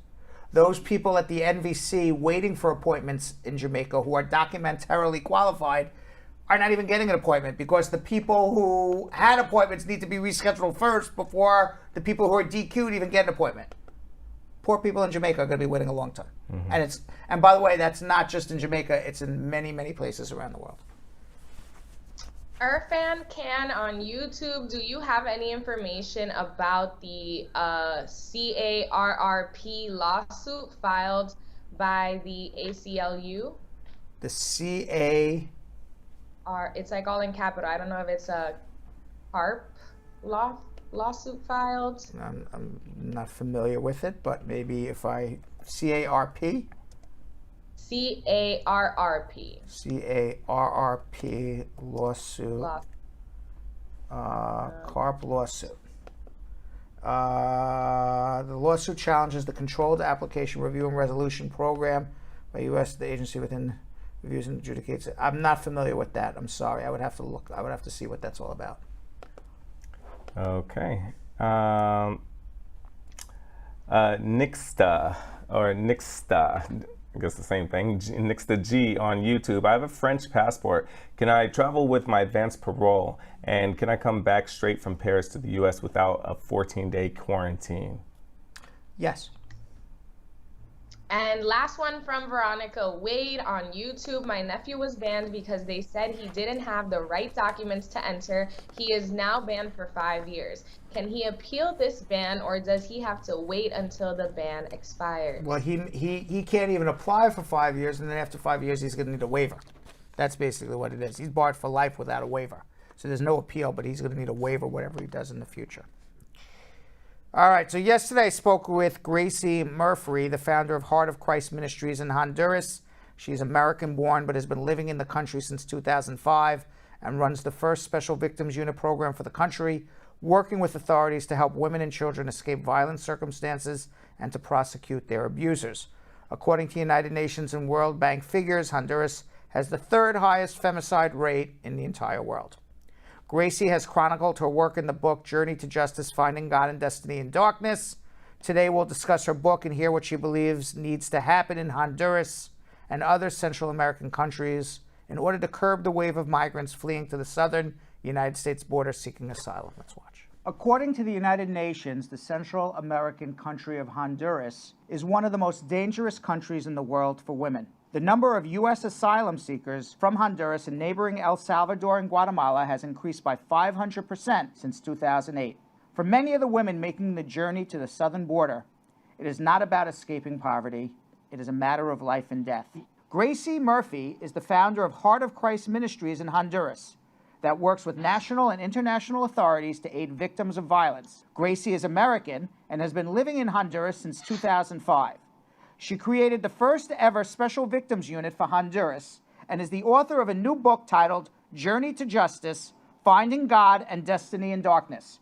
Gracie joins me today to discuss her very important work. Gracie, thank you very much for coming on. Thank you for having me. Now, you have a book out, Journey to Justice, Finding God and Destiny in Darkness.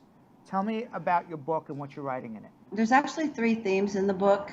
One of them is about God's heart for justice, that it's the second most prominent theme in the Bible, and he wants us all to be a part of justice and making things right. There's a Hebrew word, mishpat, that is how society treats the vulnerable, and a person who is not treating vulnerable people correctly is actually violating justice. They're not just negligent, they're actually violating justice. So this story talks about God's heart for justice, but it talks about how someone like me who has a history of having been a victim of violence multiple times, how God can use a person like that to make a change in a nation. And it's a story about how this ministry came to be, of 2 people who came not knowing what we're going to do. One door opened, another door opened. We said yes, and we got to work. And now we're an international ministry working for justice programs throughout all of Latin America. Now, there's a woman in your book who said she didn't know that freedom smelled so good. Tell me about this woman. Oh my gosh, that was so early in the office.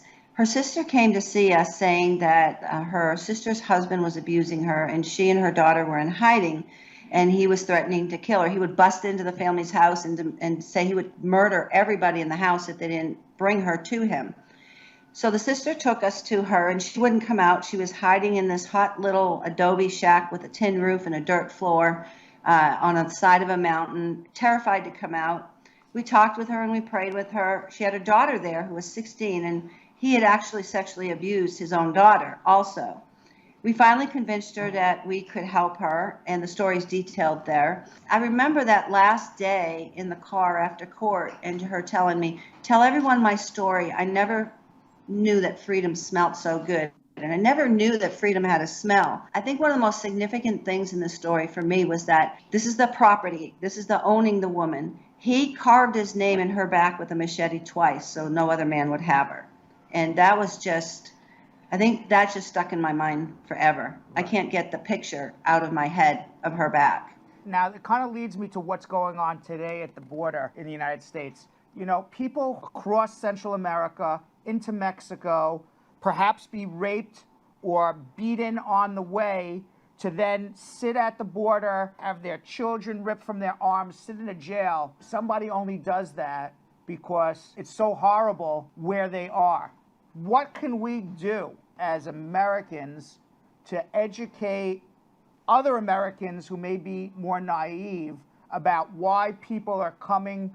And 2, what can Honduras do to make that society a better society so they don't have to flee?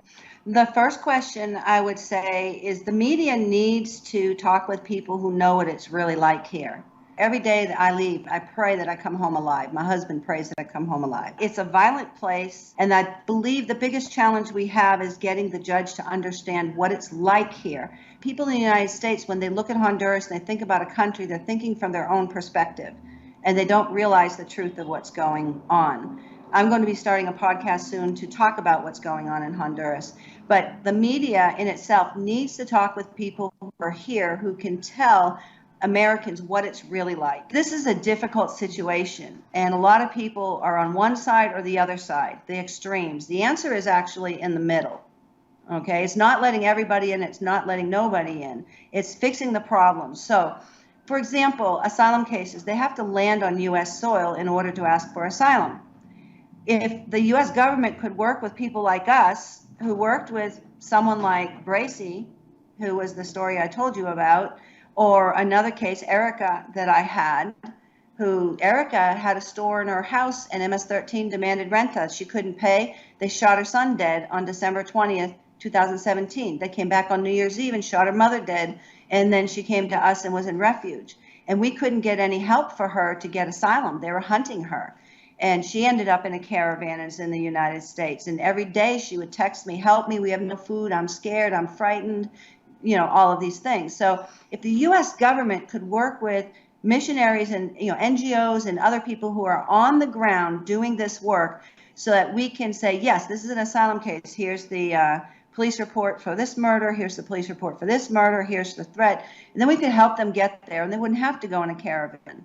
There are other things they could do with work visas for people who are poor, because you can't get a work visa unless you have a great talent to do something that American couldn't do. There should be some way that we could do, like, my idea would be like a 3-month work visa every year that could be renewed if they went home and didn't commit a crime. There are ways to fix this, but it's so difficult. I think the beginning thing is having the conversations, having those difficult conversations where we can sit down and not attack each other because someone might believe differently than us. And the government needs to sit down, the U.S. government, and do something about this crisis. What do you say to an American? They say, okay, well, we just heard you say about all this whole machismo culture and all the men. Why do we want, I understand the women are escaping violence, and now you're saying, okay, give work visas to the men. We don't want these machismo men coming over and thinking that women in America are their property. You're right about that. Right. And so, that's part of the process of vetting the people, to make sure that we're not having somebody who has a history of violence come in. The idea is to fix the problem here. There are a lot of NGOs who are trying to fix the problem here. Like, our funding is all donations from individuals and churches. We receive not one red cent from any government. How many women do you see go through the process that your organization helps? Full services, I would say probably 200 or 300 a year, not counting the children. When we had the office inside the police, we were handling over 600 cases a year. That included the woman and the children, not counting individuals, just per case. We're not fully up to that operations that we're at before, because we're rebuilding that part of the work. So imagine that, 6,000 cases between February of 2006 and November of 2011. 6,000 cases, and they could have 1 to 10 people involved in every case. Just recently, we had a case of three 12 and 13-year-old girls that we rescued out of sex trafficking at the moment they were being sold, I believe, of all things, to an American. Wow, wow. How frustrating must be for you that you're there, you gave your life calling to this, and in 14 years, you've helped individual people, but you see society, if anything, getting worse, not better. That's a key point. I thought about that the other day. We've been here and it's gotten worse, not better. In the 14 years, today, it's worse than the day that we arrived. Significantly worse, like hundreds of times worse than it was when we arrived. But I do have hope, because there are people within the authorities that work alongside of us, and we're fighting and we're struggling. There's the office agenda in the police. She's amazing and she works with us. But the problem is the drugs and the gangs and the corruption. That's the problem. If that could be fixed and society could have funds into programs that actually are effective, then everything would change. If you had a magic wand and you were given a blank check to spend as much money as you need to fix this problem, how much money would you need, and where would you put it, and to fix what problems? I would make sure there are funded multiple refuges around the country for women in crisis in the moment of crisis. Right now, there's only a handful that are severely underfunded. The second thing, wave my magic wand that the corruption within the authorities would be eliminated. And the other thing is intensive trainings of special units that have the power to attend victims of special crimes. Right now, it's not seen as a priority.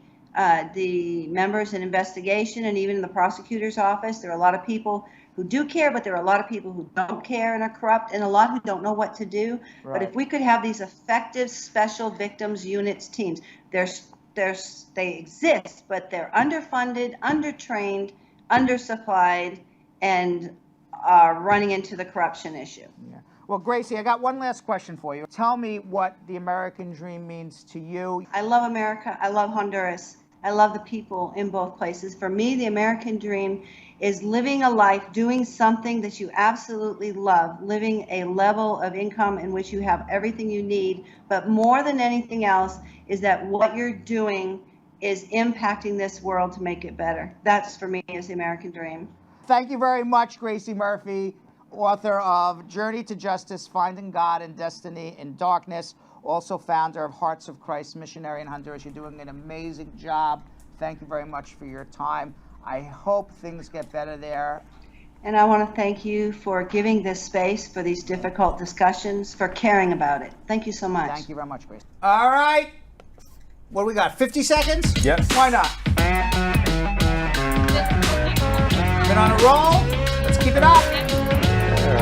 Keep it up. We're almost, what, 3 weeks in almost? 3 weeks. 2.5. It's like getting to August. Closing out August strong. All right. I like that. All right, we ready? Ready. Can the embassy deny a student visa if I already have an admission letter? Yes, of course. Can my visa be denied because I have relatives who overstayed? What visa? Visitor's visa, perhaps. If a non-immigrant visa, yes. An immigrant visa, no. Can I pass my citizenship on to my kids if I'm living abroad? It depends on when they were born and how old they are. Can I apply for a B1, B2 visa for my parents? No, they apply on their own. How long after biometrics will I get my asylum interview? Who knows? After naturalization, how quickly can I bring my mom to the U.S.? You can file an I-130 for it. It'll be about a year. Can I become a citizen if I go to work or got my work permit through VAWA? Yes. Can I lose my citizenship if I got it through naturalization? No. Can I apply for a work permit with PD? Yes. We got that. No, we didn't. We did. We did. Julian, he's going to tell us either blow us up or balloons. So Julian is the... Yes! He says yes! He says yes! Yes! He went to the videotape! Yes! He went to the videotape! I gotta go back and answer some of those questions now. Oh my goodness. What was the last question with priority date? Can I apply for a work permit with priority date? That doesn't even make sense to me. So you can apply for a work permit with an adjustment. I don't know what With priority. PD, That doesn't with even PD, mean yeah. PD. I don't know what that even means. So I Okay. said yes, but I don't know what that even means. Okay. Okay. And then you had thoughts. I felt like you may have wanted to break this one down a little more. Can my visa be denied because I have relatives who overstayed? Yeah, it depends on what the Wow. visa is. It's a non-immigrant visa. The answer is yes, because you have to show that you have to return back to your home country. So if your relatives overstayed, perhaps you'll overstay too. If it's an immigrant visa, meaning your green card, who cares if your relatives overstayed or not? And then there was one about, are my children a citizen if they're born abroad? I don't know enough about you to Right. make that determination. So it's possible. You know what I love though? What? Can you believe that back in the day when it was a question that you would have no answer to, you would actually take the magic 8-ball during the speed round, like, and I'm like, no, just say no, I don't know. So thank God. Thank God don't we do leave that the magic 8-ball alone. All right, comments of the day. Comments of the day.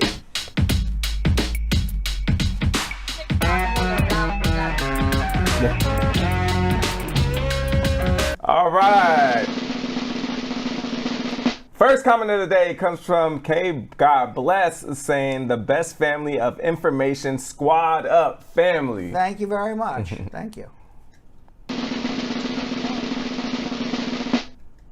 Next one from Shachan saying, squad up to the best team, ask your questions, get your answers, way to go. All right, thank you.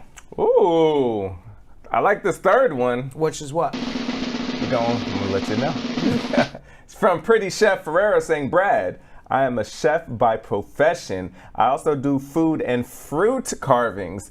I am that chef that makes the food line looking very pretty. I'm also very cute.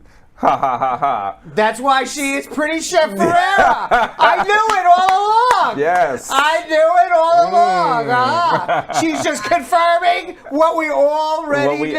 already knew. All right, very good, Pretty Chef Ferreira. And our last comment of the day, we'll wrap up safety, comes from Kiki K. Marie saying, I remember that question on the citizenship test about no representation in Washington, D.C. That's right. That's right. Wow. All right. It's ready for a hump day tomorrow? As ready as I'm ever going to be. All right. We'll do it tomorrow. We'll see you same time, same place. Thanks for watching. So, Sam, as part of the production, we have to say this disclaimer at the end of the show. Do you mind reading it for me? Okay, but you know, Brad, I have to do everything around here. It's bad enough I've got to remember everything that happened on the episode from the previous day. Forget it. I'll do it. The proceeding was information only and not specific legal advice. Consult an attorney about your individual situation. Prior successful results do not guarantee a similar outcome in the future. To make an appointment with the Spar and Bernstein law firm located at 225 Broadway in New York City, call 1-800-529-5465. That's 1-800-529-5465. Easy to remember, 1-800-LAWLINK. That's 1-800-LAWLINK. Once again, make a call to 1-800-529-5465. And of course, link up with the law offices of Spar and Bernstein, located at 225 Broadway on the 5th floor. If I were you out there, make the call, make the link, make the connection, make it Spar and Bernstein. 1-800-LAWLINK. That's 1-800-529-5465. And now, conveniently located in Hartford, Connecticut on 1 Congress Street. Visit us in Connecticut or in New York at 225 Broadway. That's 1-800-529-5465. 1-800-LAWLINK. 1-800-529-5465.